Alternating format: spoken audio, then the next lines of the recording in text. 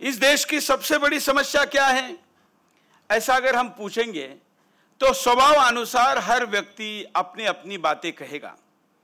किसी को लव जिहाद की बात लगेगी कि लव जिहाद सबसे बड़ी समस्या है, गौ रक्षा बड़ी समस्या है, धर्मांतरण बड़ी समस्या है, कई लैंड जिहाद बड़ी समस्या है।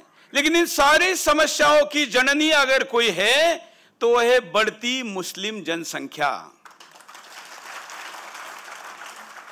और घटती हिंदू जनसंख्या। अब मैं समस्या पे बात नहीं करूंगा क्योंकि मैं जानता हूं कि आज रविवार होते हुए भी सब कुछ छोड़कर इस सभागार में वही बैठा है जिसको समस्या का आकलन भी है, जानकारी भी है और वो कुछ करना चाहता है, इसीलिए आज यहां पर आया है। तो इसलिए हम समस्या पे बात नहीं करेंगे। हम हमेशा नारा देते हैं केवल समस्या नहीं समाधान भी। तो समाधान क्या है? मुस्लिम जनसंख्या और हिंदू जनसंख्या का बढ़ता जो अनुपात है, घटता हिंदू बढ़ता मुसलमान, इसके कारण जो डेमोग्राफिक चेंज हो रहा है, ये डेमोग्राफिक टेररिज्म है, ये जनसांख्यिकी आतंकवाद है। इसको डायरेक्ट उपाय में अगर मैं बात करूं तो अगर संख्या बढ़ रही है तो दूसरे उपाय क्या क्या हो सकते हैं? पहला उपाय हो सकता है कि हिंदुओं की संख्या बढ़ाई जाए। ऐसा होगा क्या? हाँ नहीं बोलना है। अगर आप नहीं कहना है तो भी कह सकते, जो आपकी मन है कहना है।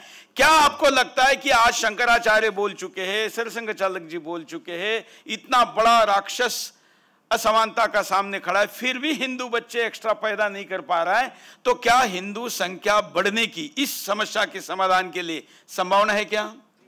नहीं है। दूसरा, ये कंपटीशन राष्ट्रहित का भी नहीं है और इसलिए हिंदू संख्या नहीं बढ़ा सकता, तो घटने की उनकी घटनी चाहिए क्योंकि वो अनावश्यक बढ़ रही है। अब वो घटने के दो उपाय हैं। पहला उपाय जनसंख्या नियंत्रण कानून। इसके लिए अपन ने 2018 में पूरे देश में 70 दिन 20,000 किलोमीटर की यात्रा की थी। 8 करोड़ 96 लाख सिग्नेचर और मिस कॉल एकत्र किए थे। मैं कुछ चेहरे देख रहा हूं, आप में से काफी लोग उसमें सहभागी थे और उसको अपन ने 303 सांसदों का कैमरे पर समर्थन लिया था जिसमें सारे दल सहभागी थे। लेकिन फिर भी कानून आया क्या? नहीं आया। अब लाएंगे तो भी परिणाम होने में समय जाएगा और समस्या तो बहुत बड़ी है।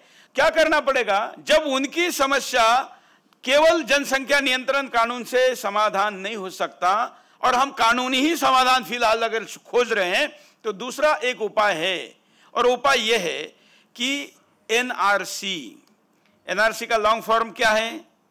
नेशनल रजिस्टर फॉर सिटीजन्स, भारतीय नागरिकों की सूची। यह संवैधानिक सूची होती है। इसमें जो भारत का नहीं उसको बाहर निकाला जाता है। तो क्या यह समाधान हो सकता है क्या? तो कैसे हो सकता है यह मैं आपको बताऊंगा। कैसे करना है यह बताऊंगा।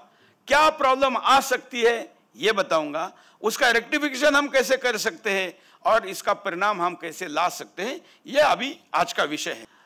समस्या का कुछ लेटेस्ट आकलन पहले करते हैं। भारत की जनसंख्या कितनी? 150 करोड़। मुस्लिम जनसंख्या कितनी? कागज पे 18.5 करोड़, वास्तव में 20 करोड़, 20%, 18.5%, 20%। अब 20 को भी अगर हम मान लेते हैं बीच का, तो भी 150 का 20 कितना हो गया? 30 करोड़। घुसपैठी अलग।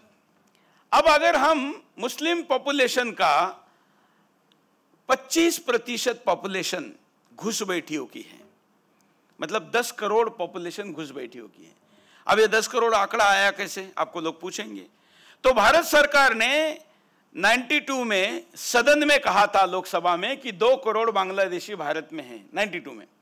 उसके बाद 2001 में, 11 में, अभी पिछले सरकार में भी, 19 की सरकार में भी संसदीय कार्य मंत्री ने अलग अलग आंकड़े आपके सामने दिए हैं।